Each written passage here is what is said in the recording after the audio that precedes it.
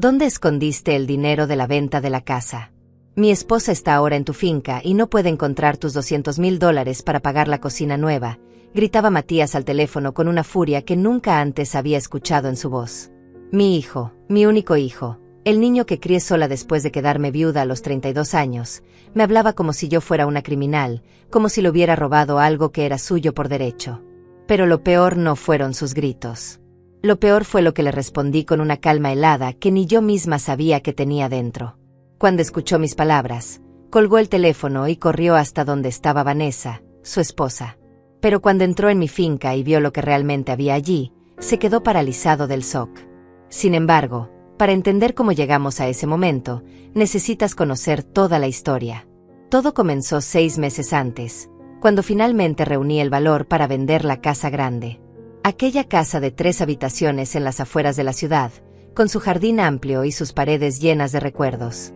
Era el lugar donde Matías dio sus primeros pasos, donde celebramos cada cumpleaños, cada Navidad, cada pequeña victoria. Después de que mi esposo muriera en ese accidente de tránsito que nos dejó sin nada más que deudas y dolor, esa casa se convirtió en mi proyecto de vida. Trabajé en 2 empleos durante años. Por las mañanas en una tienda de ropa, por las tardes limpiando oficinas. Llegaba a casa cuando Matías ya dormía, pero siempre dejaba su cena preparada, su ropa lista, una nota de amor sobre la mesa. Nunca quise que sintiera la ausencia de su padre como un vacío. Quise llenar ese espacio con el doble de mi presencia, con el doble de mi esfuerzo. Y lo logré. Matías se graduó, consiguió un buen trabajo, se casó con Vanessa. Yo estaba orgullosa, tan orgullosa que a veces me dolía el pecho de tanta emoción. Pero la casa se había vuelto demasiado grande para mí sola. Demasiados cuartos vacíos, demasiado silencio, demasiados gastos para una pensión que apenas alcanzaba. Entonces decidí venderla. Fue difícil despedirme de cada rincón, de cada pared que guardaba la huella de nuestras manos, pero también sentí una extraña liberación. Como si finalmente pudiera soltar el peso de tantos años de lucha. La casa se vendió rápido, por $200,000. Una cifra que para muchos quizás no era fortuna, pero para mí representaba cada gota de sudor, cada noche sin dormir, cada sacrificio que hice por darle a Matías una vida digna. Ese dinero era mío. Mío por derecho, por trabajo, por años de entrega absoluta. Y tenía un plan hermoso para él. Matías me había comentado hacía unos meses que quería renovar su casa. Vanessa soñaba con una cocina moderna, con esos electrodomésticos de acero inoxidable que brillan como espejos, con una isla en el centro y gabinetes hasta el techo.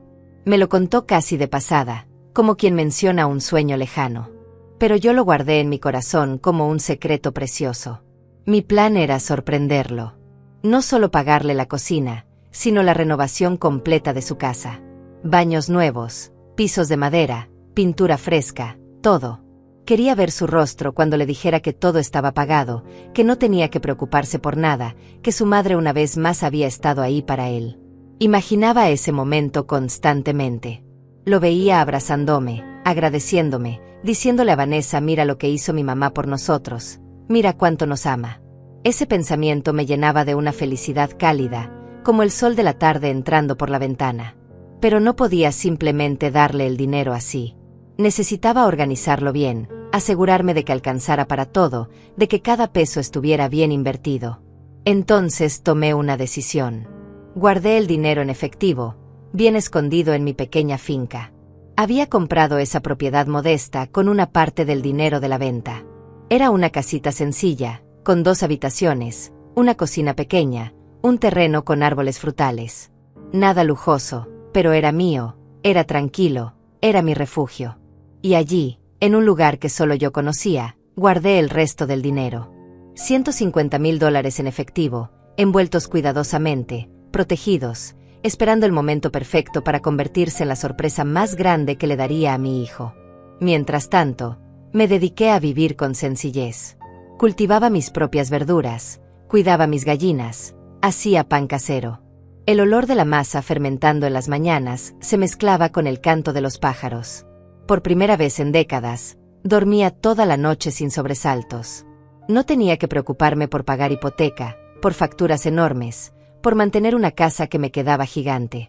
Tenía lo suficiente para vivir con dignidad y además tenía ese tesoro guardado, ese regalo que cambiaría la vida de Matías. Le llamaba seguido. «Mamá, ¿cómo estás?», le preguntaba con ese tono alegre que siempre usé con él. «Bien, mamá, ocupado», me respondía siempre. «Vanessa y yo estamos viendo presupuestos para la cocina, es carísima, no sé cómo vamos a hacer». Y yo sonreía del otro lado del teléfono, guardando mi secreto como quien guarda un diamante en el bolsillo. «Ya verás, hijo», le decía, «las cosas tienen manera de resolverse». Él suspiraba. «Ojalá, mamá. Ojalá. ¿Y tú cómo estás en esa finca tan alejada? ¿No te sientes sola?» «No, hijo», le respondía, «estoy en paz. Tengo todo lo que necesito aquí». Pero había algo en su voz últimamente. Una impaciencia, una urgencia que no terminaba de entender. «Vanessa realmente quiere esa cocina, mamá», me decía. «Está obsesionada. Todos sus amigos están renovando sus casas y ella siente que la nuestra se quedó vieja». Yo asentía aunque él no pudiera verme. «Lo entiendo, hijo. Es normal querer mejorar. Ya llegará el momento». Y él se quedaba callado unos segundos antes de despedirse rápido. «Tengo que colgar, mamá. Hablamos luego». Las llamadas de Matías empezaron a cambiar. Ya no me preguntaba cómo estaba, cómo dormía, si necesitaba algo. Las conversaciones se volvieron más cortas, más directas, más frías. «Mamá, ¿tú no guardaste algo de dinero de la venta de la casa?», me preguntó un día sin preámbulos. «Claro, hijo», respondí con naturalidad, «guardé para vivir tranquila y para algunas cosas que tengo planeadas». «¿Qué cosas?», preguntó con un tono que me incomodó. «Cosas mías, hijo», respondí intentando sonar dulce pero firme. «Soy una mujer grande, tengo derecho a mi privacidad». Él suspiró con impaciencia. «Es que Vanessa encontró una cocina increíble. Mamá, cuesta $40,000, pero es una inversión. La casa se va a valorizar». «$40,000 en una cocina», pregunté sorprendida. «Hijo, eso es muchísimo dinero». «Sí, mamá, pero tú vendiste la casa por $200,000. Seguro tienes algo guardado que podrías prestarnos». «Es un préstamo, te lo devolvemos». Algo se removió incómodo en mi estómago. ¿Prestarnos? ¿Desde cuándo mi hijo me pedía dinero prestado como si yo fuera un banco? «Hijo, ese dinero es para mi vejez, para mis gastos, para mi tranquilidad». «Pero mamá», protestó, «tú vives en una finca que apenas te costó nada. ¿Qué vas a hacer con tanto dinero? Nosotros lo necesitamos ahora, estamos jóvenes, estamos construyendo nuestro patrimonio. Tú ya viviste tu vida». Esas palabras me golpearon como una bofetada silenciosa. «Tú ya viviste tu vida». Como si a los 67 años yo estuviera simplemente esperando la muerte, como si mis necesidades, mis sueños, mis planes ya no importaran. Como si lo único que me quedara por hacer fuera entregar todo lo que tenía y desaparecer callada en mi rincón. No supe qué responder. Me quedé en silencio sosteniendo el teléfono contra mi oreja, escuchando su respiración impaciente al otro lado. «Mamá», dijo finalmente. «¿Estás ahí?» «Sí, hijo, estoy aquí», respondí con una voz que me salió más delgada de lo que hubiera querido. «Voy a pensarlo. ¿Está bien?» Él resopló. «Está bien, mamá, pero no te tardes mucho. Vanessa ya eligió los colores y los materiales. No queremos perder la oportunidad». Colgó sin despedirse. Me quedé sentada en mi pequeña cocina, mirando por la ventana hacia los árboles de mango que se mecían con el viento. Las gallinas picoteaban en el patio. El sol de la tarde pintaba todo de un color dorado cálido que normalmente me llenaba de paz. Pero ese día solo sentí un vacío extraño en el pecho. ¿Cómo había pasado esto? ¿Cómo mi regalo sorpresa se había convertido en una exigencia? ¿Cómo mi hijo había dejado de verme como su madre para verme como una fuente de recursos? Decidí visitarlos. Quería verlo a los ojos, quería entender qué estaba pasando realmente. Quería recuperar a mi Matías, al niño que me abrazaba y me decía que era la mejor mamá del mundo. Preparé un pastel de manzana, su favorito desde pequeño. Lo envolví con cuidado, tomé el autobús que tardaba 2 horas hasta la ciudad y llegué a su casa un sábado por la tarde. Toqué el timbre con el corazón lleno de esperanza. Vanessa abrió la puerta. «Ah, Margarita», dijo sin sonreír. «No sabíamos que venías». Quise darles una sorpresa, respondí mostrándole el pastel. ¿Está Matías? Sí, pasa, dijo haciéndose a un lado sin mucho entusiasmo. La casa estaba impecable como siempre. Vanessa era obsesiva con el orden y la decoración. Todo combinaba perfectamente, los cojines del sofá con las cortinas, los cuadros con los jarrones. Pero había una frialdad en ese ambiente tan perfecto. No había fotos familiares, no había desorden cálido, no había vida real. Matías salió de su estudio. «Mamá, qué sorpresa», dijo besándome la mejilla rápidamente. ¿Pasó algo? No, hijo, solo quería verlos, respondí. Traje pastel de manzana. Ah, qué lindo, mamá, pero sabes que estamos a dieta, dijo Vanessa desde la cocina. Esas harinas no nos caen bien. Déjalo ahí nomás. Lo guardamos para después. Me senté en el sofá sintiéndome repentinamente fuera de lugar. Matías se sentó frente a mí, pero seguía mirando su teléfono. ¿Cómo va todo con la cocina?, pregunté intentando sonar casual. Vanessa se iluminó por primera vez. Ay, Margarita, si vieras los diseños. Es una cocina de revista. Acero inoxidable, encimeras de granito importado, un horno italiano que es una belleza. ¿Ya tienen el presupuesto definido?, pregunté. Sí, dijo Matías sin levantar la vista del teléfono. $45,000 con la instalación. Estamos viendo de dónde sacar el dinero.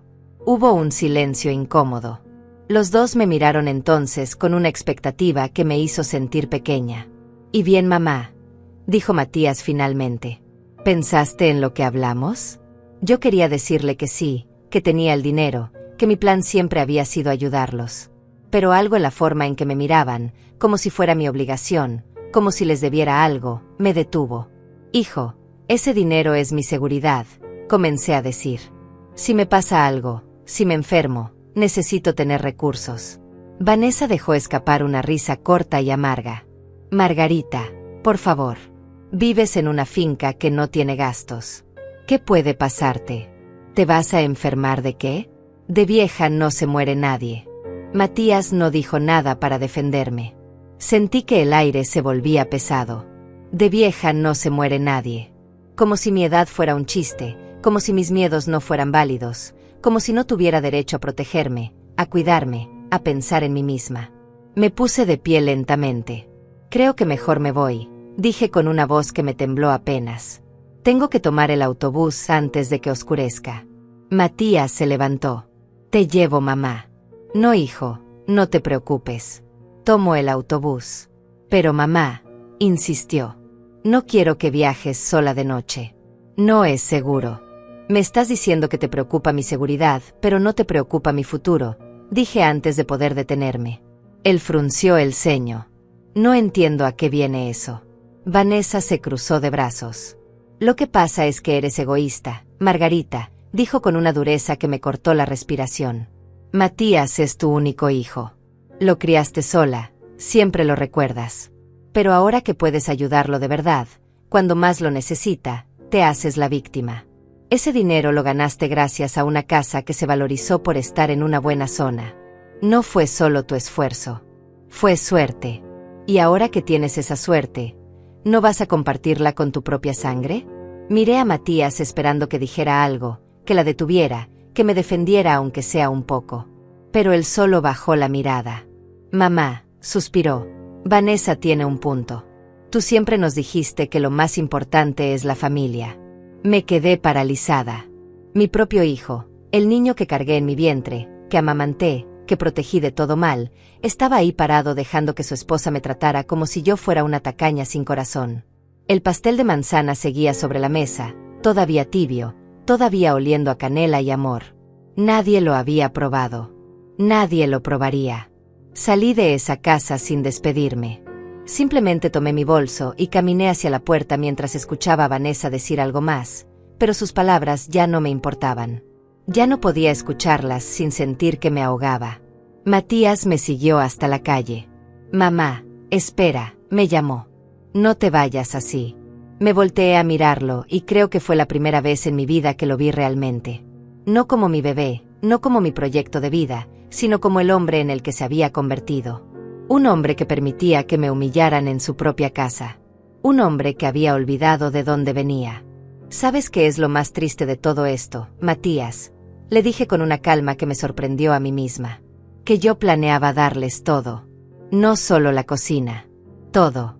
La renovación completa de su casa. Baños, pisos, pintura, todo lo que Vanessa soñara. Iba a ser mi regalo, mi sorpresa para ustedes. Quería ver tu cara de felicidad cuando te dijera que no tenías que preocuparte por nada, que tu madre una vez más estaba ahí para ti. El parpadeo confundido. ¿En serio, mamá? ¿Lo dices de verdad? Dije iba a ser, Matías. Iba a ser. Ya no lo sé. Necesito pensar. Necesito entender qué pasó con el hijo que crié.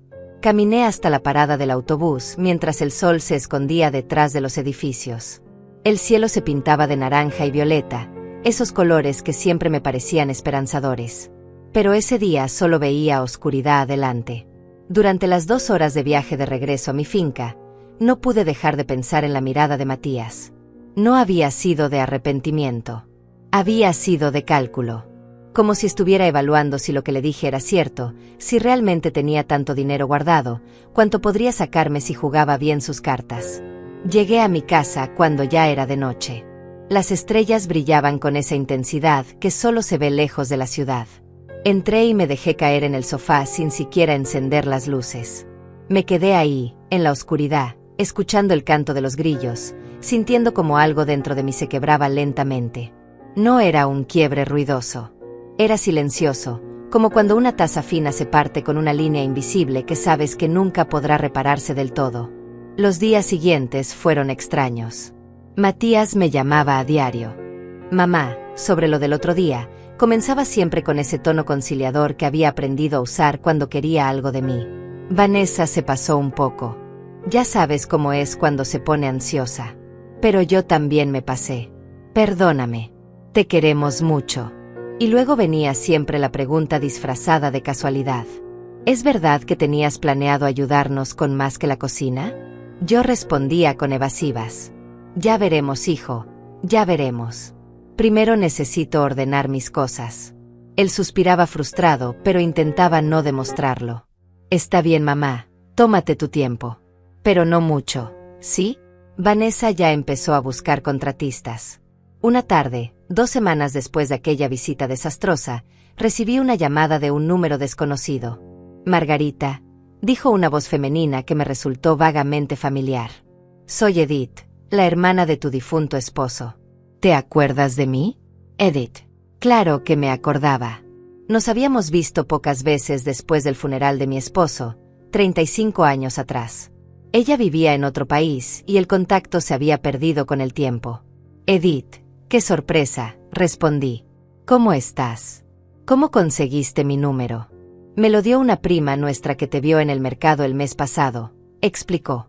Margarita, necesito hablar contigo sobre algo importante. ¿Podemos vernos? Su tono era serio, pero no alarmante. Quedamos en encontrarnos en un café del pueblo cercano a mi finca al día siguiente. Llegué temprano, nerviosa sin saber por qué. Edith apareció puntual, era una mujer de 72 años, con el cabello completamente blanco recogido en un moño elegante, vestida con sencillez pero con esa dignidad que dan los años bien vividos. Nos abrazamos con el cariño extraño de quienes compartieron un dolor hace décadas. Nos sentamos y pedimos café. Ella fue directa. Margarita, sé que esto va a sonar raro después de tanto tiempo sin vernos, pero necesitaba hablar contigo. He estado pensando mucho últimamente en la familia, en el legado, en las cosas que importan. Tengo algo que decirte. Me contó que había vivido muchos años en España, que nunca se casó, que trabajó toda su vida como enfermera y que ahora, jubilada y sin hijos, estaba reevaluando su vida. Vi en las redes sociales que vendiste tu casa, me dijo. Una prima me lo contó. Y me puse a pensar en ti, en cómo criaste a Matías sola, en todo lo que pasaste. Mi hermano hubiera estado orgulloso. Yo debía haber estado más presente. Margarita, debí haberte ayudado más. Edith, no tienes que disculparte, respondí tomando su mano. Hiciste lo que pudiste. Todos hicimos lo que pudimos. Ella negó con la cabeza. No, Margarita. Yo pude hacer más y no lo hice. Me fui a España y los olvidé. Construí mi vida y ustedes quedaron atrás. Pero ahora quiero remediar algo de eso. Quiero que sepas que si alguna vez necesitas algo, cualquier cosa, puedes contar conmigo. Tengo una casa pequeña aquí en el pueblo. La compré hace años como inversión y está vacía. Si algún día necesitas un lugar, si necesitas alejarte, si necesitas lo que sea, es tuya. Sus palabras me llegaron al alma de una manera que no esperaba. Era como si el universo me estuviera diciendo que no estaba tan sola como creía. Le conté todo. Le hablé de Matías, de Vanessa, de la cocina, del dinero, de cómo me había sentido en esa casa siendo tratada como si fuera una carga egoísta. Edith escuchó en silencio, asintiendo de vez en cuando, apretando mi mano cuando mi voz se quebraba. Cuando terminé, ella suspiró profundo. Margarita, ¿puedo decirte algo con todo el cariño del mundo? Asentí. Tu hijo se convirtió en un malagradecido. Y tú tienes que protegerte. Ese dinero es tuyo. Lo ganaste tú. No le debes nada a nadie, ni siquiera a él. ¿Me oyes? Nada. Pero es mi hijo, susurré sintiendo que las lágrimas finalmente salían después de semanas de contenerlas. Es mi único hijo, Edith. ¿Cómo voy a darle la espalda? Ella apretó mi mano con firmeza. No le estás dando la espalda. Le estás enseñando una lección que alguien debió enseñarle hace tiempo. El amor de madre no significa autodestrucción. No significa regalarlo todo hasta quedarte sin nada. Eso no es amor, Margarita. Eso es sacrificio tóxico. Y ya sacrificaste suficiente.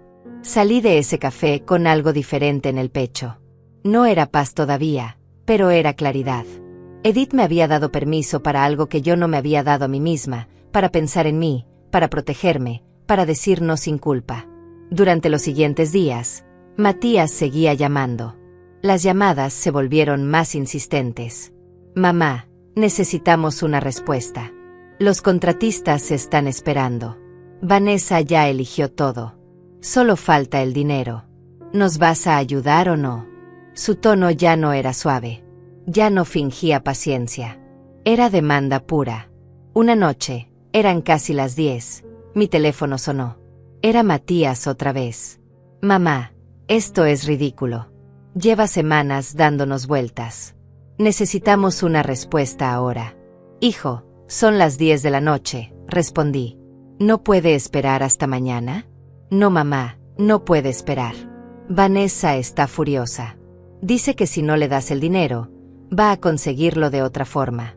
Va a pedir un préstamo con intereses altísimos. ¿Eso es lo que quieres? ¿Que tu nuera se endeude por tu culpa? Por mi culpa. Ahora resulta que si Vanessa se endeudaba iba a ser mi culpa. No la de ella por querer una cocina de $45,000. No la de Matías por permitir esos caprichos. Mi culpa. Por no regalar mi seguridad, mi futuro, mi paz. Matías, voy a ser clara contigo, dije con una voz firme que me salió desde un lugar profundo que no conocía. Ese dinero es mío. Lo gané yo. Lo guardé yo. Y voy a decidir yo qué hacer con él. Si Vanessa quiere una cocina cara, que trabaje para pagarla. Como yo trabajé toda mi vida para pagar la casa donde te crié. Hubo un silencio helado del otro lado. ¿En serio, mamá?, dijo finalmente con una voz que destilaba desprecio. ¿Así vas a ser? ¿Después de todo lo que hiciste por mí ahora me lo vas a cobrar? Nunca te pedí que trabajaras 2 empleos. Nunca te pedí que te sacrificaras. Esa fue tu decisión. No me lo eches en cara ahora. Sus palabras fueron como cuchillos. Cada una encontró un lugar suave en mi corazón y lo atravesó sin piedad. Tenés razón, Matías, respondí con una calma que me asustó. Fue mi decisión. Así como es mi decisión ahora no darte ese dinero hasta que entiendas el valor de las cosas. Colgué el teléfono. Me quedé temblando en la cocina. Había colgado. Le había colgado el teléfono a mi hijo. Algo que nunca, en 67 años de vida, había imaginado que haría. Esa noche no pude dormir. Me quedé acostada mirando el techo de madera de mi pequeña habitación, escuchando los sonidos nocturnos del campo que normalmente me arrullaban. Pero esa noche cada ruido me sobresaltaba. El viento entre los árboles sonaba como susurros acusadores. El canto de los grillos parecía un coro de reproches. ¿Había hecho lo correcto? ¿Era yo realmente egoísta como decía Vanessa? ¿Era injusta como insinuaba Matías? Di vueltas en la cama hasta que el amanecer pintó de rosa las paredes de mi cuarto. Me levanté cansada, con el cuerpo pesado y el alma más pesada todavía. Preparé café como todas las mañanas, pero el aroma que normalmente me reconfortaba ese día me pareció amargo. Salí al patio a darles de comer a las gallinas. Ellas cacareaban alegres, ajenas a mi tormenta interna. Qué fácil era ser gallina, pensé con ironía.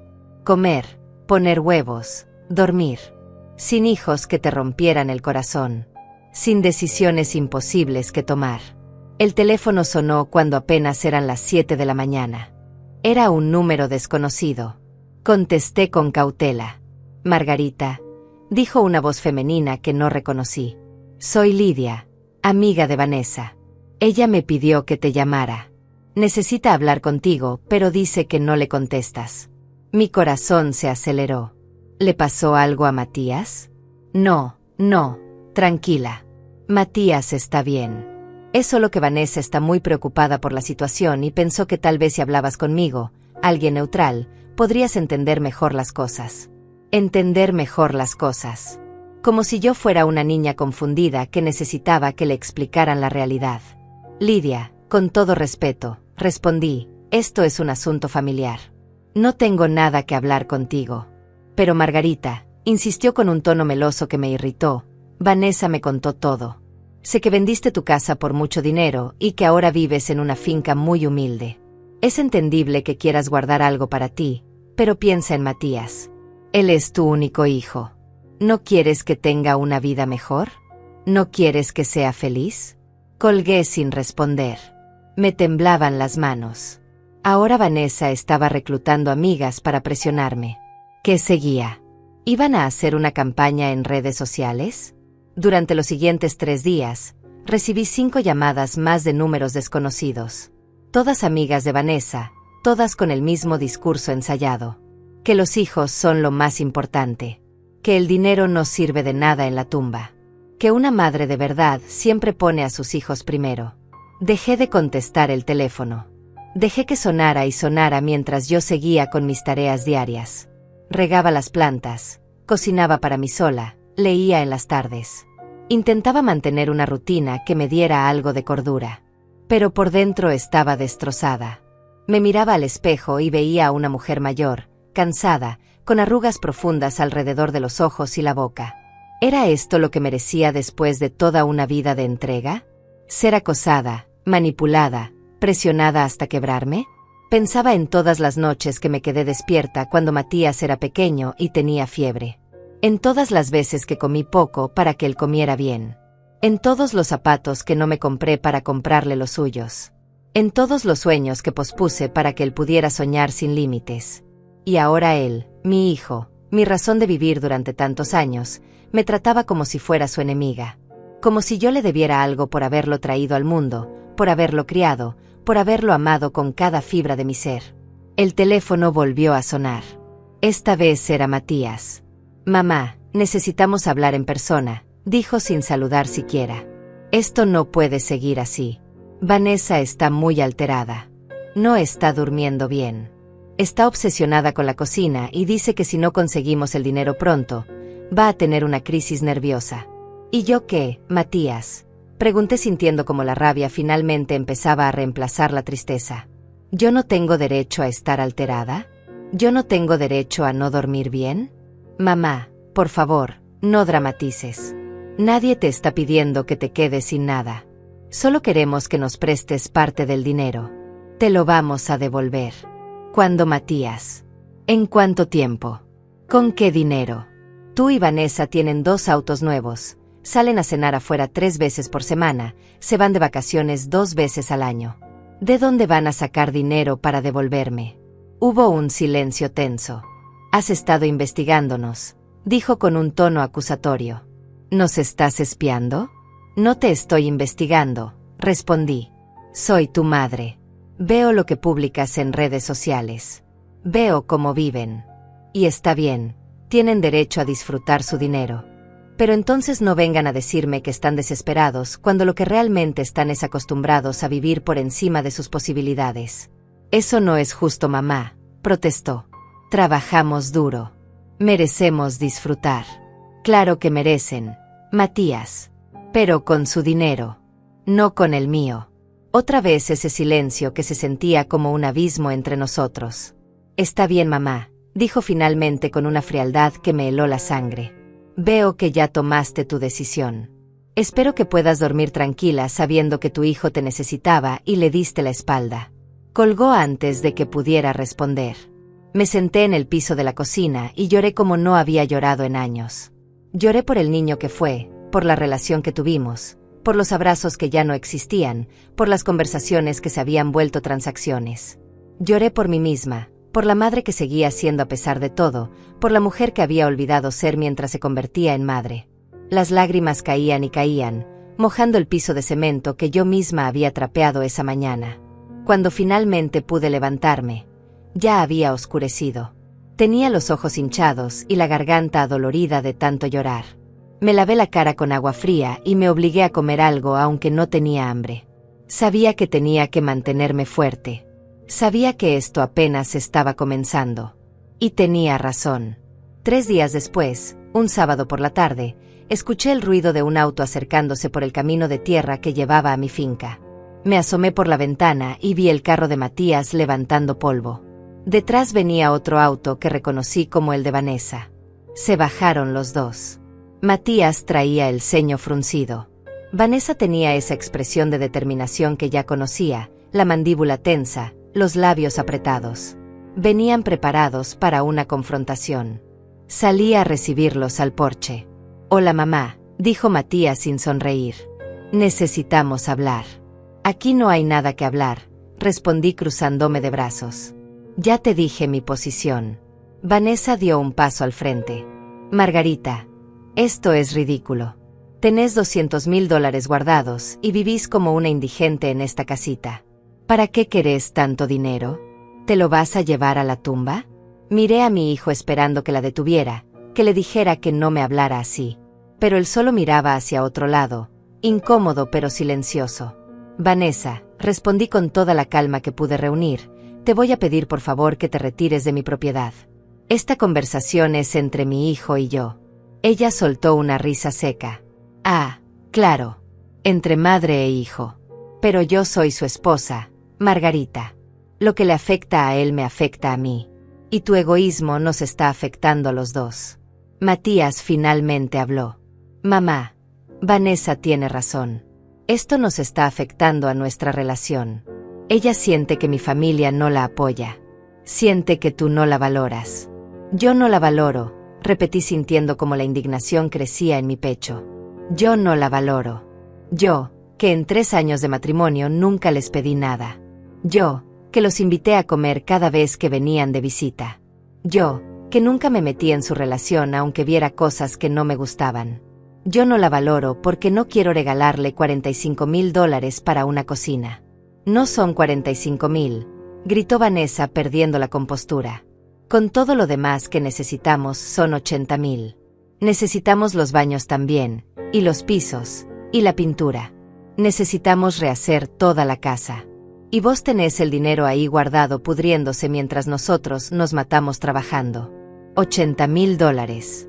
Ya no era la cocina. Ya no eran 45,000. Ahora eran 80,000. Y mañana serían 100,000. Y pasado mañana querrían todo. Me di cuenta en ese momento de algo terrible. Si les daba el dinero, nunca sería suficiente. Siempre habría algo más que necesitaban, algo más que yo debía darles, algo más que les correspondía por ser mi familia. Los miré a los dos parados frente a mi casa, en mi terreno, exigiéndome mi dinero como si tuvieran algún derecho sobre él. Y algo dentro de mí se endureció. Ya no era tristeza. Ya no era culpa. Era claridad. Una claridad fría y cristalina como el agua de manantial. No, dije simplemente. Esa palabra tan corta, tan simple, tan poderosa. No. Vanessa abrió los ojos con incredulidad. ¿Cómo que no? Margarita, no podés ser tan egoísta. No. Repetí. No les voy a dar el dinero. Ni para la cocina, ni para los baños, ni para nada. Ese dinero es mío y voy a hacer con él lo que yo decida. Ahora les pido que se retiren de mi propiedad. Matías dio un paso hacia mí. Mamá, no podés hablar en serio. ¿Vas a elegir el dinero por sobre tu hijo? No estoy eligiendo el dinero por sobre vos, Matías, respondí sintiendo como las lágrimas amenazaban con salir, pero negándome a llorar frente a ellos. Estoy eligiéndome a mí misma por primera vez en 67 años. Estoy eligiendo mi seguridad, mi futuro, mi dignidad. Estoy eligiendo no ser tratada como un banco, como un recurso, como alguien que solo importa cuando tiene algo que dar. Vanessa soltó una risa amarga llena de desprecio. ¡Qué dramática que sos! Dios mío. Dignidad. Seguridad. Son excusas baratas para no admitir que sos una vieja amargada que no soporta ver a su hijo feliz. Suficiente. Grité finalmente. Suficiente. Vanessa. Salí de mi casa ahora mismo antes de que llame a la policía. Ella me miró como si estuviera loca. ¿Vas a llamar a la policía? ¿A tu propia familia? Sí, respondí con una firmeza que me sorprendió. Porque en este momento ustedes están invadiendo mi propiedad privada y acosándome. Así que o se van ahora mismo o marco el número. Matías tomó a Vanessa del brazo.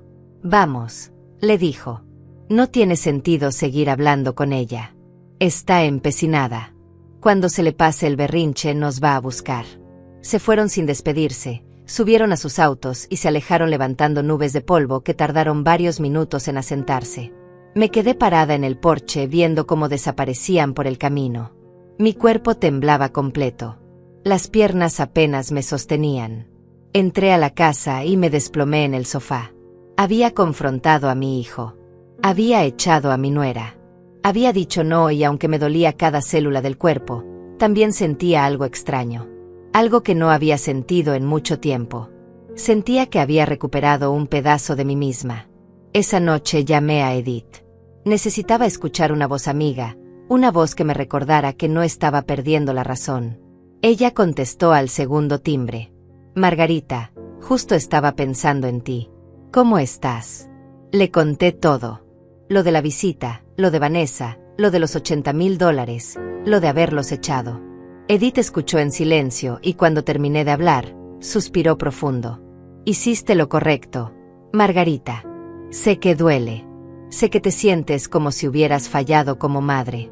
Pero no fallaste. Lo que fallaste fue en enseñarle límites a tiempo.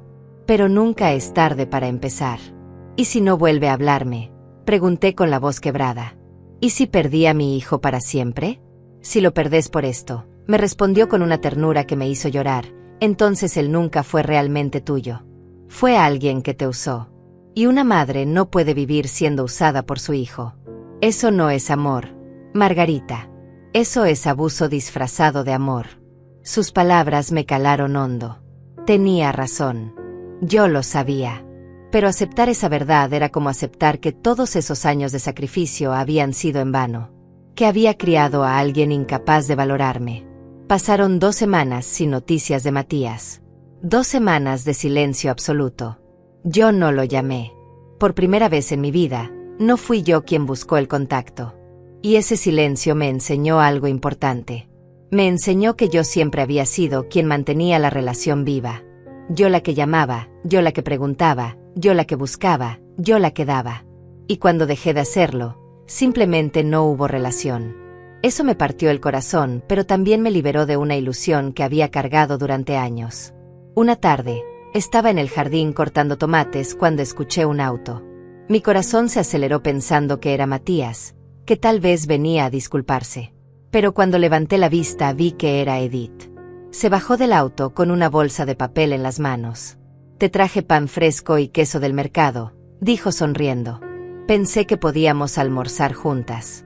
Me emocioné tanto que se me llenaron los ojos de lágrimas. Hacía tanto tiempo que alguien venía a visitarme solo porque sí, sin querer nada a cambio. Almorzamos en el porche, con el sol filtrándose entre las hojas de los árboles. Hablamos de todo y de nada. De su vida en España, de mis gallinas, de las flores que estaban por brotar, de recetas antiguas que recordábamos. Y por primera vez en semanas, me reí. Me reí de verdad, con esa risa que nace del estómago y te hace sentir viva. Margarita, me dijo Edith cuando terminamos de comer, tengo una propuesta para vos. Estuve pensando. Tengo esa casa aquí en el pueblo que está vacía. ¿Por qué no la usás cuando necesites salir de la finca? Podés quedarte unos días, descansar, cambiar de aire. La llave es tuya cuando quieras. Le agradecí conmovida. Pero no necesito otra casa, Edith. Acá estoy bien. Lo sé, respondió ella. Pero a veces necesitamos opciones. Necesitamos saber que tenemos a dónde ir si las cosas se complican. Y algo me dice que las cosas todavía no terminaron con Matías. Tenía razón. 3 días después, un martes por la mañana, mi teléfono explotó con llamadas. Matías me llamó 7 veces seguidas. Yo estaba en el pueblo haciendo compras y no escuché el teléfono. Cuando finalmente pude revisar los mensajes, sentí que el piso se movía bajo mis pies. Mamá, ¿dónde estás? Llámame urgente. Mamá, esto es serio. Necesito hablar con vos ahora. Mamá, contesta por favor. Es sobre el dinero. Necesito saber dónde está. El último mensaje de voz me heló la sangre. Mamá, dijo con una voz que mezclaba furia y desesperación, necesito que me digas exactamente dónde escondiste el dinero de la venta de la casa. Vanessa está ahora mismo en tu finca buscándolo. Le di permiso para revisar porque necesitamos ese dinero ya. Los contratistas están esperando. Si no les pagamos mañana, perdemos el depósito de $20,000. Así que llámame y decime dónde carajo está ese dinero. Me quedé paralizada en medio de la calle con el teléfono en la mano. Vanessa estaba en mi finca, en mi casa, buscando mi dinero. Con el permiso de Matías. Habían invadido mi privacidad, mi espacio, mi hogar. Sin mi consentimiento. Sin mi permiso. Como si yo no importara. Como si mi propiedad fuera de ellos también. Como si todo lo mío les perteneciera por derecho divino. Marqué el número de Matías con las manos temblando. Contestó al primer timbre. Mamá, gracias a Dios. ¿Dónde estás? Necesito que vengas a la finca ahora y nos digas dónde está el dinero. Vanessa lleva 2 horas buscando y no encuentra nada. Matías, dije con una voz que me salió mucho más calmada de lo que me sentía por dentro, ¿me estás diciendo que tu esposa está dentro de mi casa sin mi permiso? Mamá, no empieces con eso ahora. Esto es una emergencia. Si no les pagamos a los contratistas mañana, perdemos $20,000. ¿Entendés? $20,000 que ya les dimos de depósito. Vanessa sacó un préstamo para eso.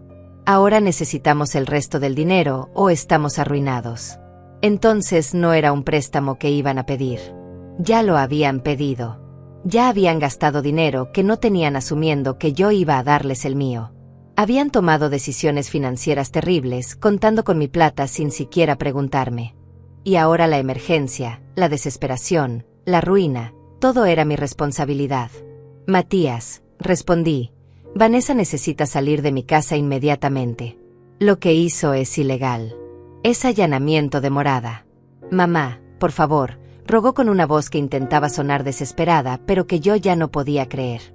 Solo decinos dónde está el dinero y solucionamos esto. No hay nada que solucionar. Matías, ese dinero es mío y no está disponible para ustedes. Ahora decile a tu esposa que salga de mi propiedad antes de que llame a la policía de verdad esta vez. Pero mamá, gritó perdiendo la paciencia, son $200,000. No los necesitas. Vivís en una casa que vale $20,000. ¿Para qué querés tanto dinero? ¿Para qué, Matías? Respondí sintiendo como finalmente toda la rabia contenida salía a la superficie. ¿Para mi vejez? ¿Para no terminar siendo una carga para vos? ¿Para poder pagarme un buen lugar si me enfermo? ¿Para tener dignidad en mis últimos años? ¿O simplemente porque es mío y no tengo que darle explicaciones a nadie? Hubo un silencio del otro lado. Un silencio pesado, denso, lleno de cosas no dichas. Entonces Matías dijo algo que nunca voy a olvidar. «Sabes que mamá», dijo con una voz fría como el hielo, «siempre pensé que eras una buena madre. Que todo lo que habías hecho por mí era porque me amabas. Pero ahora me doy cuenta de que todo fue para controlarme. Para tenerme atado a vos con culpa. para poder decirme algún día, mira todo lo que hice por vos. Pues ¿sabes qué? No te pedí ninguno de esos sacrificios. No te pedí que trabajaras tanto. No te pedí que te quedaras sola. Esas fueron tus decisiones. Y ahora que finalmente puedo pedirte algo, me das la espalda.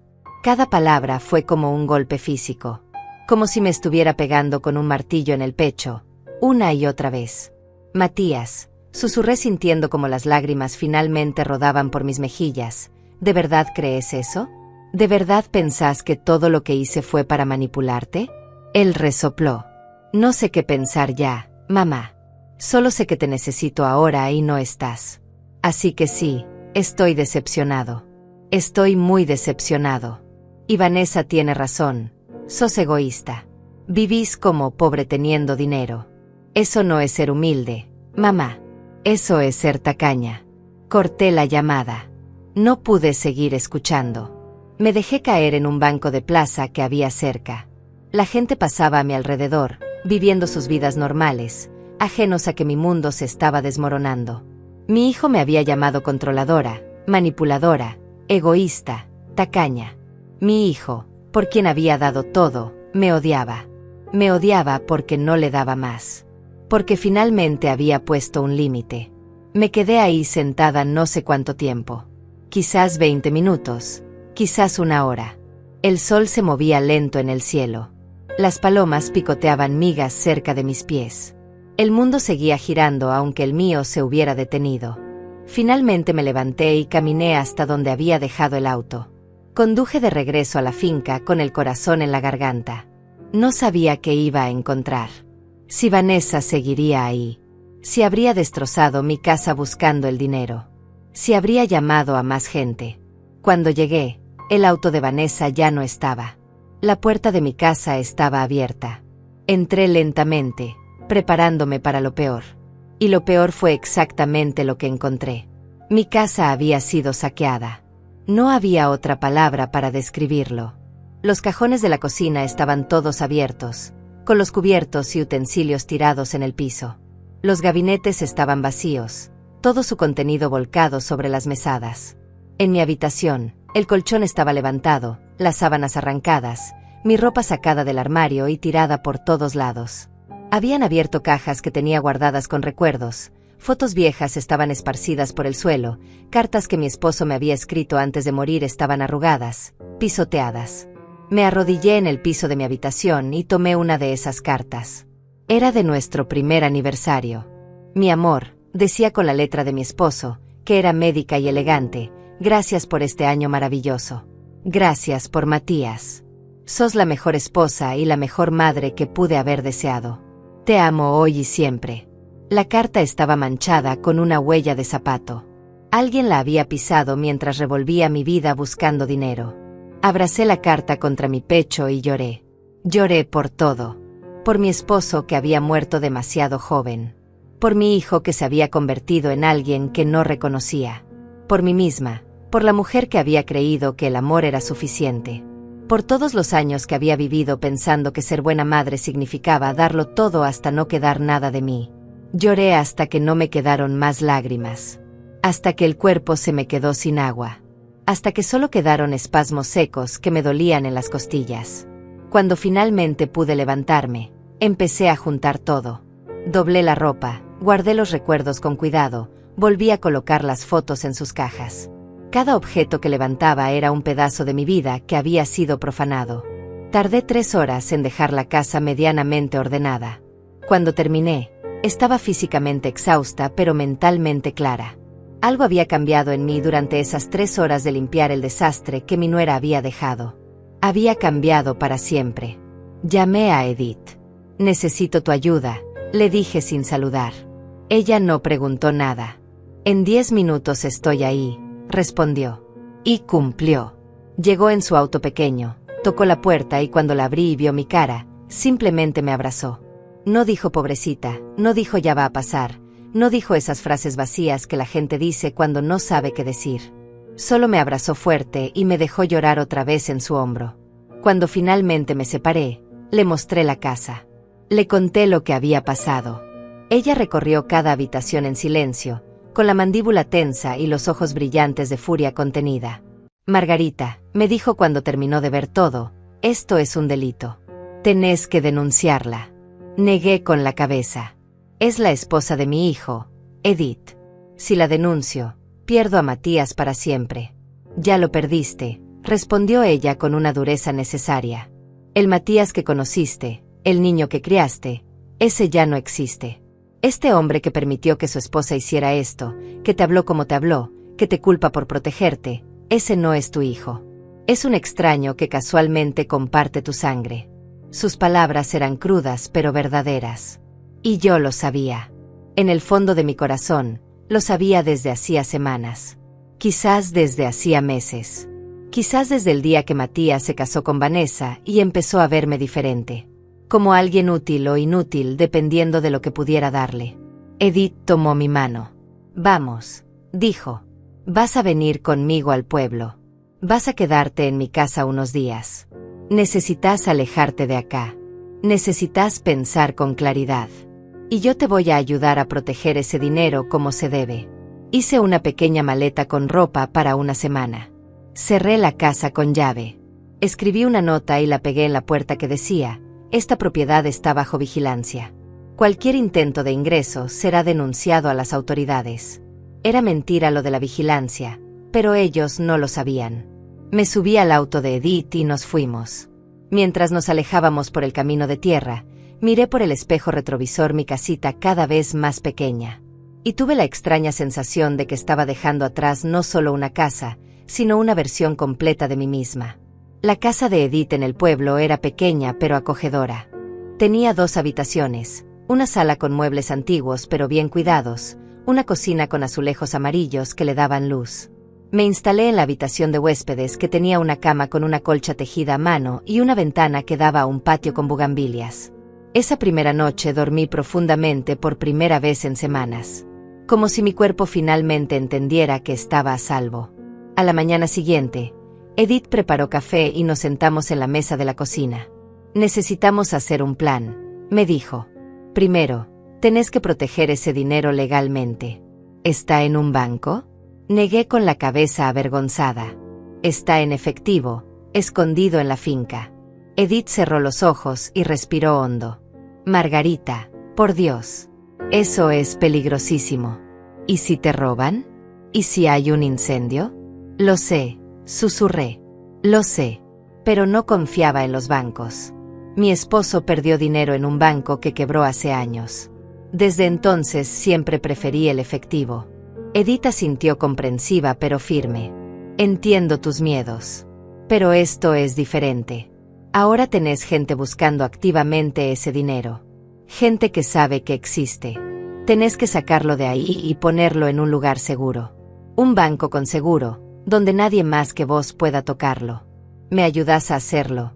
Pregunté sintiéndome de repente como una niña perdida. Ella tomó mi mano sobre la mesa. Para eso estoy acá, Margarita. Para ayudarte. Ya no estás sola. Esa tarde fuimos al banco. Abrí una cuenta nueva a mi nombre exclusivamente. El gerente, un hombre de unos 50 años con lentes y una sonrisa profesional, me explicó todas las opciones. Le dije que quería máxima seguridad. Que nadie, absolutamente nadie, pudiera acceder a esa cuenta sin mi autorización expresa. Él asintió y preparó todos los papeles. Firmé sintiendo que estaba tomando control de mi vida de una manera que nunca antes había hecho. Al día siguiente, muy temprano, Edith y yo fuimos a la finca. Yo estaba nerviosa, mirando constantemente hacia el camino esperando que apareciera el auto de Matías o Vanessa. Pero no vino nadie. Entré a la casa, fui directamente a mi escondite. El dinero estaba ahí, exactamente donde lo había dejado. $150,000 en billetes de 100. Lo había guardado dentro de bolsas selladas al vacío, envueltas en plástico grueso, escondidas en un lugar que jamás imaginarían. No en el colchón, no en el armario, no en ninguno de los lugares obvios que Vanessa había destrozado buscando. Lo había enterrado en el patio, debajo del gallinero, dentro de un contenedor de plástico resistente. Las gallinas eran mi mejor sistema de seguridad. Nadie pensaría en remover el gallinero para buscar dinero. Edith me ayudó a desenterrarlo. Trabajamos rápido, mirando constantemente hacia el camino. Cuando finalmente sacamos el contenedor y lo abrimos, ella soltó un silbido bajo. «Es mucho dinero, Margarita», dijo. «Mucho dinero para tener escondido así». Lo limpié todo con cuidado, sequé cada paquete, revisé que los billetes estuvieran en buen estado. Luego lo pusimos en 2 mochilas grandes que Edith había traído. Nos veíamos ridículas, 2 mujeres mayores cargando mochilas como si fuéramos excursionistas.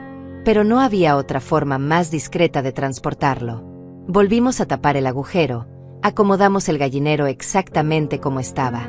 Nadie podría saber que habíamos estado ahí. Nos subimos al auto y condujimos directo al banco.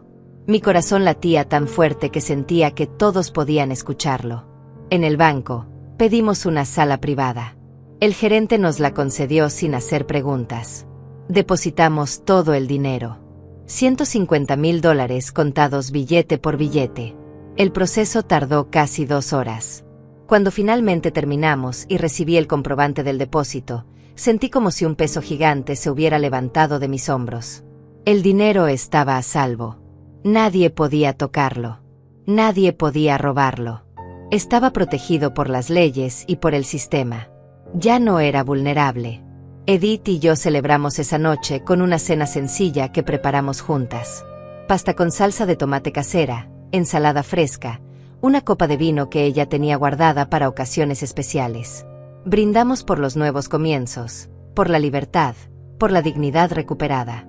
Por primera vez en meses, me sentí liviana, como si pudiera respirar completamente, llenando los pulmones de aire limpio. Dormí esa noche sin pesadillas, sin sobresaltos, sin ese nudo constante en el estómago que me había acompañado durante semanas. Pero la paz duró poco. A la mañana siguiente, mi teléfono explotó con mensajes. Matías había llamado 15 veces. Vanessa había enviado 20 mensajes de texto, todos con el mismo tema. ¿Dónde estaba el dinero? ¿Por qué no estaba en la finca? ¿Qué había hecho con él? El último mensaje de Matías decía: «Mamá, sé que moviste el dinero». Vanessa fue otra vez a la finca y revisó todo. «No está ahí. ¿Dónde lo pusiste? Necesito que me lo digas ahora. Esto ya no es un juego». Perdimos el depósito de los contratistas. $20,000. $20,000 por tu culpa. Vanessa está desesperada. Tiene deudas. Necesita ese dinero. Si no nos ayudas, no sé qué va a pasar con nuestro matrimonio. Leí el mensaje 3 veces. Cada vez me enojaba más. Ahora resultaba que si su matrimonio fracasaba iba a ser mi culpa. No la de ellos por vivir por encima de sus posibilidades. No la de Vanessa por pedir préstamos que no podían pagar. No la de Matías por permitir todo esto. Mi culpa. Por no entregarles mi seguridad, mi futuro, mi tranquilidad. Marqué su número. Contestó inmediatamente. «Mamá, gracias a Dios. ¿Dónde está el dinero? Necesitamos hablar». «Matías», dije con una voz calmada que me costó trabajo mantener, «el dinero está en un lugar seguro. En una cuenta bancaria a mi nombre. Solo mío. Nadie puede tocarlo sin mi autorización». Hubo un silencio atónito.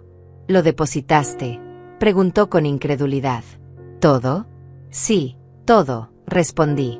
«Y antes de que preguntes, no voy a darte acceso a esa cuenta. No voy a darte el dinero. No voy a rescatarlos de sus malas decisiones financieras. Ustedes son adultos. Ustedes tomaron la decisión de dar un depósito a contratistas sin tener el dinero completo. Ustedes asumieron que yo iba a pagar. Esa fue su apuesta y perdieron. Ahora tienen que vivir con las consecuencias». «Mamá», dijo con una voz que temblaba de furia contenida, «sos increíble. De verdad sos increíble. Después de todo lo que hiciste supuestamente por mí, ahora me dejas caer así. Nunca te pedí ninguno de esos sacrificios», gritó. «Nunca te pedí que trabajaras tanto. Nunca te pedí nada de eso». «Lo sé, Matías», respondí sintiendo una extraña calma, una calma que venía de un lugar profundo donde ya no quedaba dolor, solo claridad. «No me lo pediste. Yo lo elegí. Porque así funciona el amor de madre, da sin esperar nada a cambio. Pero ¿sabes qué aprendí estas semanas? Que también el amor tiene límites.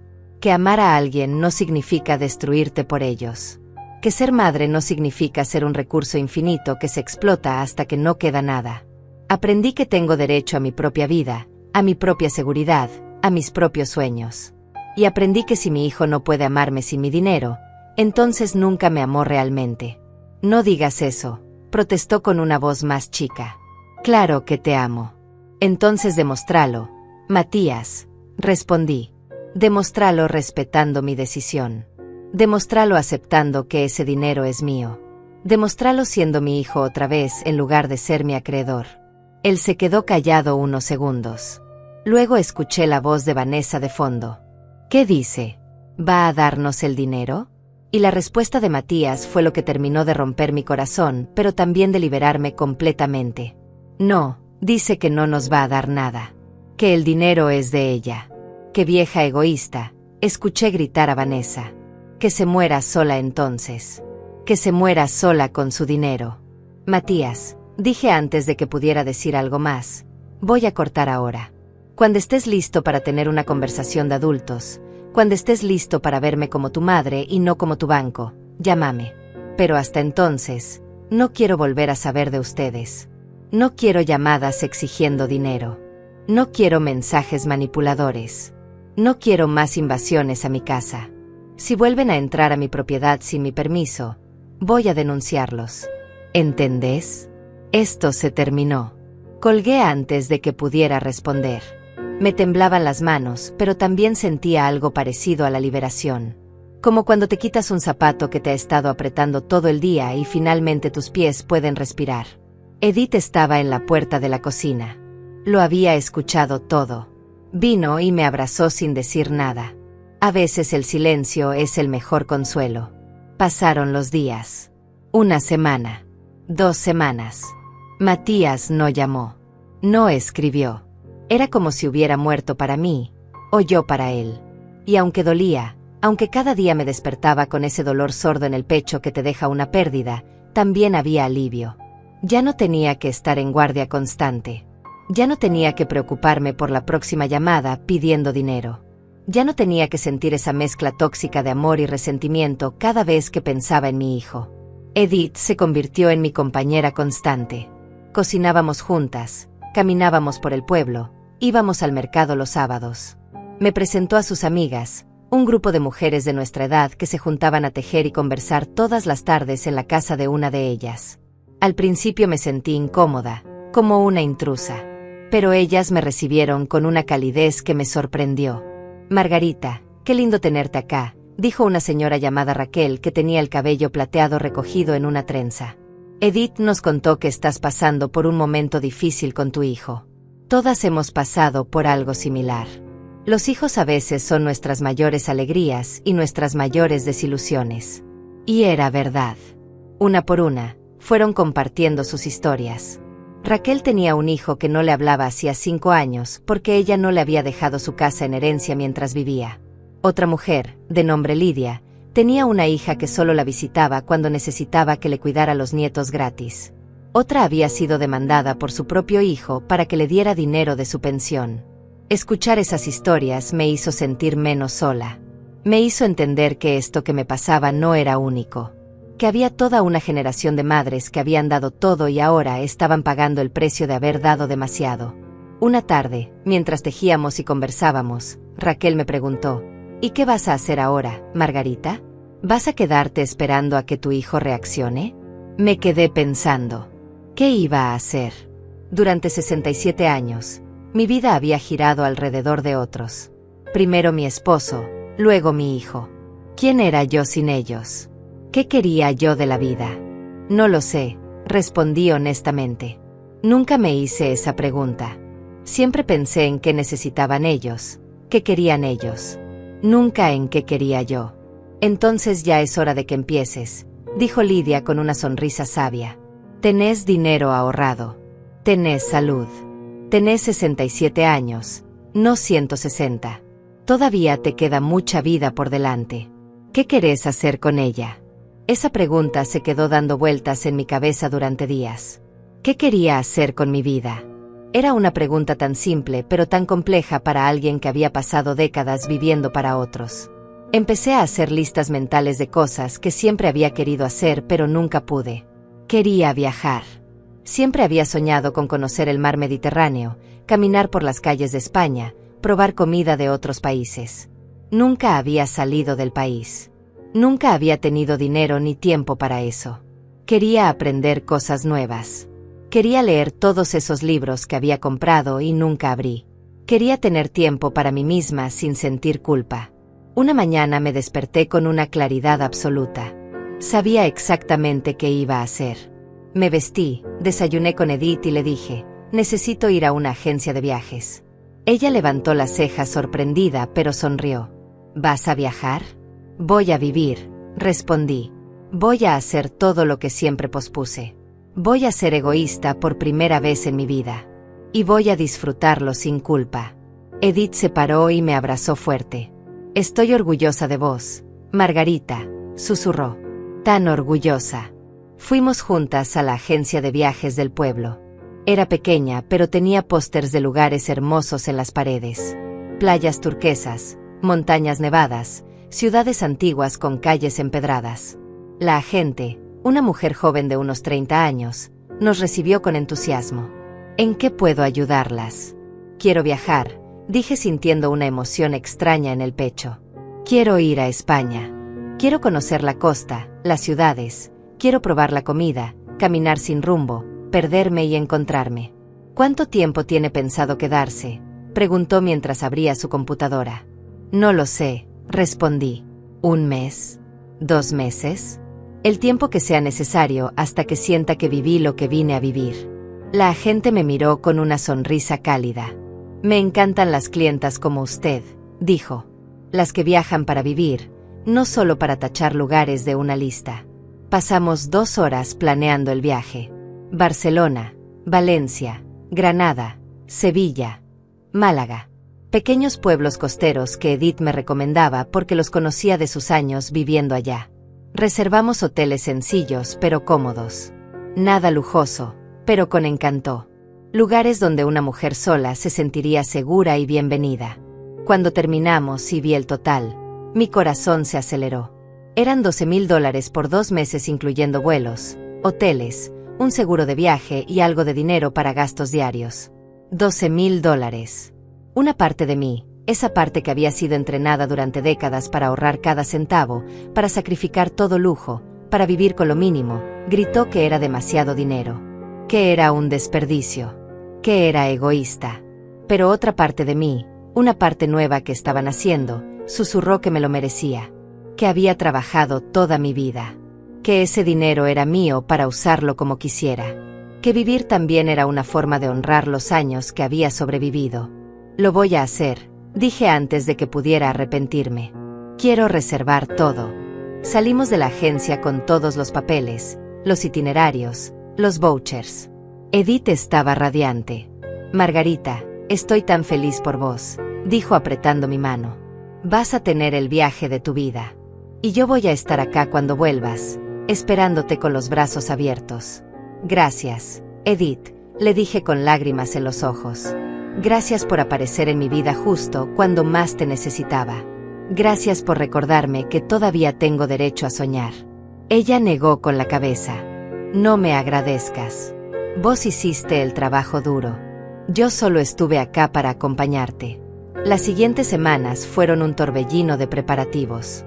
Saqué mi pasaporte que había estado guardado en un cajón durante años. Compré ropa cómoda para viajar. Una mochila nueva. Zapatos buenos para caminar. Una guía de España que leía cada noche antes de dormir, marcando los lugares que quería visitar. Me sentía como una adolescente preparando su primer viaje, con esa mezcla de nervios y emoción que hace que no puedas dormir bien. Durante todo ese tiempo, Matías no llamó. Ni una sola vez. Era como si hubiera decidido que yo estaba muerta para él. Y aunque dolía, aunque había momentos en los que agarraba el teléfono con ganas de llamarlo yo, de arreglar las cosas, me detenía. Porque sabía que arreglar las cosas significaría volver a ser lo que era antes. Significaría volver a ponerme en segundo lugar. Y yo ya no podía hacer eso. Ya no quería hacer eso. Una semana antes de mi viaje, recibí una llamada de un número desconocido. Por un momento pensé en no contestar. Pero algo me hizo apretar el botón verde. Margarita, dijo una voz masculina que no reconocí. Soy Pablo, el hermano de Vanessa. Necesito hablar con vos sobre Matías y mi hermana. Mi corazón se aceleró. ¿Les pasó algo? No, no les pasó nada, respondió rápido. Pero necesito que sepas la verdad de lo que está pasando. ¿Podemos vernos para tomar un café? Acepté por curiosidad más que por otra cosa. Quedamos en encontrarnos en un café del centro esa misma tarde. Pablo resultó ser un hombre de unos 40 años, alto, con lentes, vestido de manera formal como si viniera de una oficina. Tenía una expresión seria, pero no hostil. Nos sentamos y pedimos café. Él fue directo al punto. Margarita, sé que no me conoces. Sé que probablemente me odias por asociación con mi hermana. Pero necesito decirte algo que Matías no sabe, que nadie sabe. Vanessa tiene un problema con las deudas. Un problema grave. Me quedé mirándolo sin entender. Continúa, le dije. Él suspiró y sacó unos papeles de su maletín. Estos son extractos de tarjetas de crédito de Vanessa. Los conseguí porque soy su hermano mayor y porque hace un mes me pidió dinero prestado y quise entender por qué. Miré los papeles. Había 5 tarjetas de crédito diferentes, todas al límite. Deudas que sumaban más de $80,000. Compras compulsivas. Ropa, carteras, zapatos, restaurantes, spa, tratamientos de belleza. Todo pagado en cuotas que nunca terminaba de pagar porque seguía comprando más. No entiendo, dije sintiendo que el café se me revolvía en el estómago. ¿Matías no sabe de esto? No sabe la magnitud, respondió Pablo. Vanessa le dice que tiene todo bajo control, que son gastos normales. Pero no es verdad. Está completamente hundida en deudas. Y cuando le dijiste que no le ibas a dar dinero, se desesperó. Porque ese dinero era su única salida. No para la cocina. La cocina era la excusa. Lo necesitaba para pagar las tarjetas. Para que Matías no descubriera en qué se había metido. Sentí una mezcla de emociones. Enojo, porque habían mentido. Tristeza, porque Matías estaba siendo manipulado. Pero también una extraña validación. Yo no estaba loca. Yo no estaba siendo egoísta. Había algo más detrás de toda esa insistencia. ¿Por qué me decís esto?, le pregunté a Pablo. Porque no es justo lo que te están haciendo, respondió. Porque mi hermana tiene un problema y en lugar de enfrentarlo está tratando de solucionarlo con tu plata. Y porque Matías merece saber la verdad. Pero yo no puedo decírsela. Si yo se la digo, Vanessa me va a odiar y va a negar todo. Tiene que venir de otra forma. ¿Qué querés que haga yo?, pregunté. No quiero que hagas nada, dijo él guardando los papeles. Solo quería que supieras. Que entendieras que nada de esto es realmente sobre vos. Es sobre los problemas de mi hermana. Y quería pedirte perdón en nombre de mi familia. Lo que hizo Vanessa, invadir tu casa, buscarte el dinero, eso está mal. Muy mal. Si fuera mi decisión, yo mismo la denunciaría. Pero entiendo que no querés hacer eso por Matías. Le agradecí y nos despedimos. Me quedé sentada en el café durante 1 hora más, procesando todo lo que había escuchado. Esa noche le conté todo a Edith. Ella escuchó en silencio y luego negó con la cabeza. Margarita, ¿te das cuenta de lo que esto significa? No solo hiciste bien en no darles el dinero, lo salvaste de hundirse más. Si les hubieras dado $80,000, Vanessa los habría usado para tapar sus deudas y en 6 meses hubiera vuelto a estar igual o peor. Porque el problema no es la falta de dinero. Es su incapacidad de controlar sus gastos. Tenía razón. Yo había hecho bien. No por egoísmo, sino porque darles ese dinero hubiera sido como darle alcohol a un alcohólico. No los hubiera ayudado. Los hubiera hundido más. El día antes de mi viaje, decidí hacer algo. Escribí una carta. Una carta larga donde le explicaba a Matías todo lo que sentía. Le hablé de los años de sacrificio, no para echárselo en cara, sino para que entendiera de dónde venía yo. Le hablé de mi dolor al verlo convertirse en alguien que no reconocía. Le hablé de mi decisión de protegerme, no por egoísmo sino por supervivencia. Y le hablé de lo que Pablo me había contado. Le adjunté copias de los extractos de las tarjetas que Pablo me había dado permiso de fotografiar. Y terminé la carta diciéndole que lo amaba, que siempre lo amaría, pero que amar a alguien no significaba destruirme por ellos, que me iba de viaje, que iba a vivir mi vida, y que cuando él estuviera listo para ser mi hijo otra vez, sin Vanessa manipulando todo, yo estaría ahí. Metí la carta en un sobre. Escribí su dirección. Y la envié por correo certificado para asegurarme de que la recibiera. No esperaba respuesta. No esperaba que cambiara nada. Pero necesitaba decir mi verdad. Necesitaba cerrar ese ciclo. Al día siguiente, Edith me llevó al aeropuerto. Nos abrazamos en la puerta de embarque. Cuídate mucho, me dijo con lágrimas en los ojos. Disfruta cada momento. Come rico. Camina sin rumbo. Enamórate de la vida otra vez. Y escribíme seguido para saber que estás bien. Te lo prometo, le dije abrazándola fuerte. Gracias por todo, Edith. Gracias por salvarme. Ella negó con la cabeza. Vos te salvaste sola, Margarita. Yo solo te acompañé. Crucé la puerta de embarque sintiendo un nudo en la garganta, pero también una emoción inmensa. Era la primera vez en mi vida que subía a un avión. La primera vez que viajaba sola. La primera vez que hacía algo únicamente para mí. El vuelo fue largo, pero no me importó. Miraba por la ventana las nubes, el océano inmenso allá abajo, y sentía que estaba dejando atrás no solo un país, sino una versión completa de mí misma. La Margarita que vivía para otros. La Margarita que se sacrificaba sin límites. La Margarita que pensaba que el amor significaba desaparecer. Esa mujer se quedaba atrás, entre las nubes. La que iba a España era alguien nuevo. Alguien que todavía estaba descubriendo quién era. Llegué a Barcelona al amanecer. La ciudad estaba despertando cuando salí del aeropuerto. El aire olía diferente. A mar, a pan recién hecho, a algo que no podía nombrar pero que me llenaba de esperanza. Tomé un taxi hasta mi hotel, un lugar pequeño en el barrio gótico. La habitación era simple, pero tenía un balcón diminuto que daba a una calle estrecha con edificios antiguos.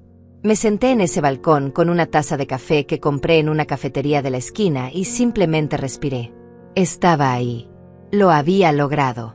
Había escapado. Había elegido vivir. Los primeros días fueron de adaptación. Caminaba por las Ramblas observando a la gente.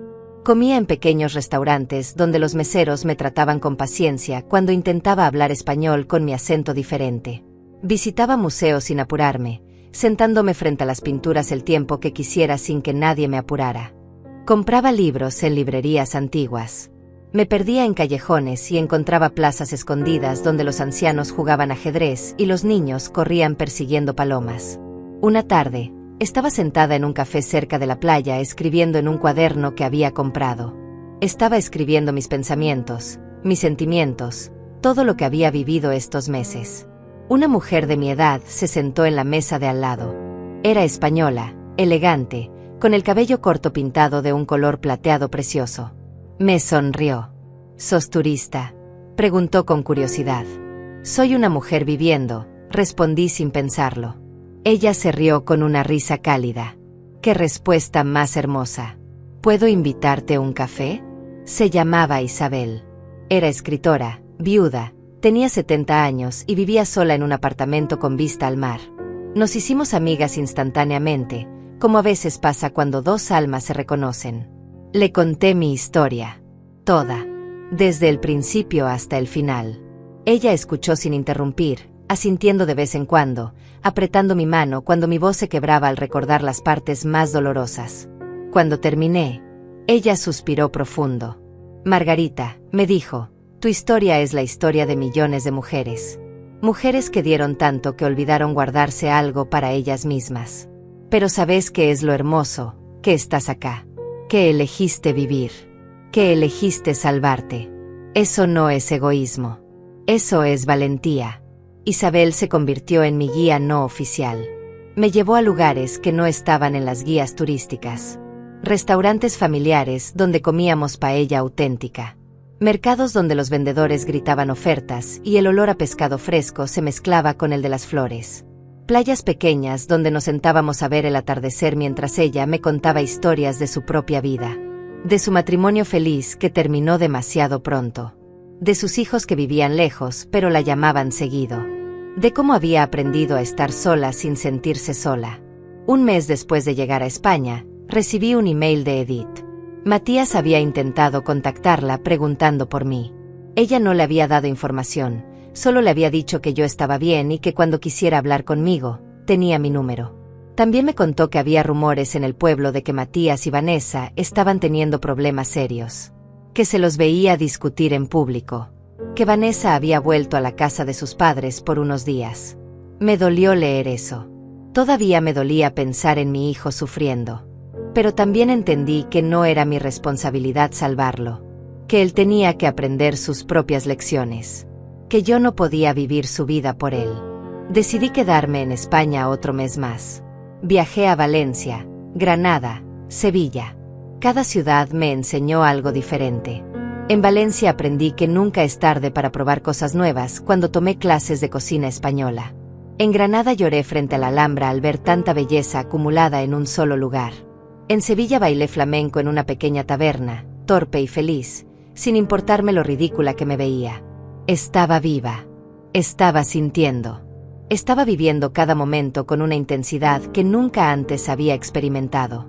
Una noche, 2 meses y medio después de haber llegado a España, recibí una llamada. Era un número con el código de mi país. Dudé antes de contestar. Pero algo me dijo que debía hacerlo. «Mamá», dijo la voz de Matías. Sonaba diferente. Más pequeña. Más humilde. Más real. «Hola Matías», respondí sintiendo como mi corazón se aceleraba. «¿Cómo estás?»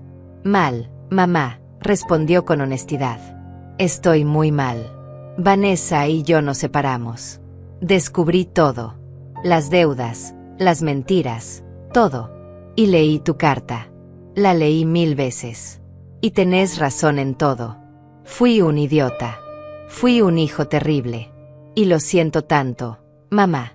Lo siento con toda mi alma». Escuché cómo su voz se quebraba. Cómo lloraba del otro lado del teléfono. Y mi primer instinto fue consolarlo, decirle que todo estaba bien, que lo perdonaba, que volvería corriendo a casa. Pero me detuve. Porque sabía que eso sería volver a lo mismo. «Matías», le dije con una voz firme pero cariñosa, «te agradezco la disculpa. De verdad. Pero necesito que entiendas algo. No puedo volver a ser la madre que era. Esa mujer ya no existe. Yo cambié. Y si querés tener una relación conmigo, tiene que ser una nueva relación. Una donde yo también importo. Donde mis necesidades también cuentan. Donde no soy solo un recurso, sino una persona». «Lo entiendo, mamá», dijo entre sollozos. «Lo entiendo. Y quiero esa relación. Quiero conocer a la nueva voz. Quiero aprender a ser mejor hijo. ¿Me das esa oportunidad?» «Sí», respondí sintiendo como las lágrimas finalmente rodaban por mis mejillas. «Te doy esa oportunidad. Pero va a llevar tiempo. Va a requerir trabajo de los dos. Y voy a necesitar que respetes mis decisiones, incluyendo la decisión de quedarme en España un poco más porque estoy disfrutando mi vida acá. Hablamos después con más calma. Ahora mismo necesito procesar todo esto». «Está bien, mamá», dijo. «Te amo. Cuídate». «Yo también te amo, Matías», respondí. «Siempre te voy a amar. Pero ahora también me amo a mí misma». Colgué y me quedé sentada en el balcón de mi hotel en Sevilla viendo las luces de la ciudad. Sentí una paz profunda. No era una paz perfecta. Todavía había dolor, todavía había cicatrices. Pero era una paz real. La paz de saber que había hecho lo correcto. Que me había salvado. Que había elegido vivir. Decidí que al volver a casa, no volvería a la finca inmediatamente. Me quedaría con Edith un tiempo más. Buscaría nuevas formas de usar mi dinero. No solo para sobrevivir, sino para vivir. Para ayudar a otras mujeres que estuvieran pasando por lo mismo que yo pasé. Para crear algo significativo con lo que me quedaba de vida. Contacté a Isabel y le conté mi idea. Ella se entusiasmó inmediatamente. «Margarita», me dijo con los ojos brillantes, «tenés que escribir tu historia. Tenés que compartirla. Hay millones de mujeres que necesitan escuchar que se puede elegir diferente, que se puede poner límites sin dejar de amar, que se puede ser madre sin dejar de ser mujer. Y así nació mi proyecto. Empecé a escribir. Primero en el cuaderno, luego en una computadora que compré. Escribía mi historia con honestidad brutal. Los errores, los dolores, las lecciones. Isabel me ayudó a estructurarla, a encontrar mi voz. Me presentó a un editor amigo suyo que se interesó en publicarla. 6 meses después de haber llegado a España, volví a casa. Pero no volví sola. Volví con un libro en proceso, con amistades nuevas, con una perspectiva completamente diferente de la vida. Edith me esperaba en el aeropuerto con un ramo de flores. Nos abrazamos llorando de felicidad. «Te ves diferente», me dijo mirándome de arriba abajo. «Te ves más liviana, más viva». «Me siento más viva», respondí. «Me siento yo por primera vez en 68 años». Matías y yo empezamos a reconstruir nuestra relación lentamente. Él venía a visitarme una vez al mes. Tomábamos café, caminábamos, hablábamos de verdad. Sin exigencias, sin manipulaciones, sin expectativas imposibles. Era diferente. Era real. No sé si algún día volveremos a tener la cercanía que tuvimos cuando él era niño. Probablemente no. Pero tenemos algo mejor. Tenemos una relación de adultos basada en respeto mutuo. Y eso es suficiente. Con parte del dinero que me quedaba, creé un pequeño fondo para ayudar a mujeres mayores en situaciones de abuso financiero familiar. También empecé a dar charlas en centros comunitarios sobre la importancia de que las mujeres protejan su independencia económica sin importar la edad. Mi libro se publicó un año después. Se llamaba El precio del amor sin límites. No fue un bestseller. No me hizo famosa. Pero llegó a las manos correctas. Recibía cartas de mujeres agradeciéndome por haberlas ayudado a ver que no estaban locas, que no eran egoístas, que tenían derecho a elegirse a sí mismas. Y esas cartas valían más que cualquier cantidad de dinero. Una tarde, 2 años después de aquel día terrible, cuando Matías me gritó por teléfono exigiendo saber dónde había escondido el dinero, estaba sentada en mi finca. Había vuelto a vivir ahí, pero ahora era diferente. Ahora era mi refugio elegido, no mi escondite. Las gallinas cacareaban en el patio. El olor del café llenaba la cocina. El sol entraba por la ventana pintando todo de dorado. Finalmente entendí que el amor de madre no tiene precio, pero tampoco tiene que tener un costo que te destruya por dentro. Entendí que dar todo no te hace mejor madre, te hace invisible. Entendí que enseñarle límites a un hijo es también una forma de amor. Y entendí, quizás lo más importante, que nunca es tarde para elegirte a ti misma. Que a los 67, a los 70, a los 80 años, todavía mereces vivir tu propia vida. Todavía mereces soñar. Todavía mereces ser feliz. Y ese dinero que escondí, ese dinero que causó tanta pelea, finalmente cumplió su propósito. No el que yo había planeado originalmente, no el de renovar la casa de mi hijo. Cumplió un propósito mejor. Me salvó la vida. Me dio la libertad de elegir. Me recordó que yo también importaba. Y eso no tiene precio.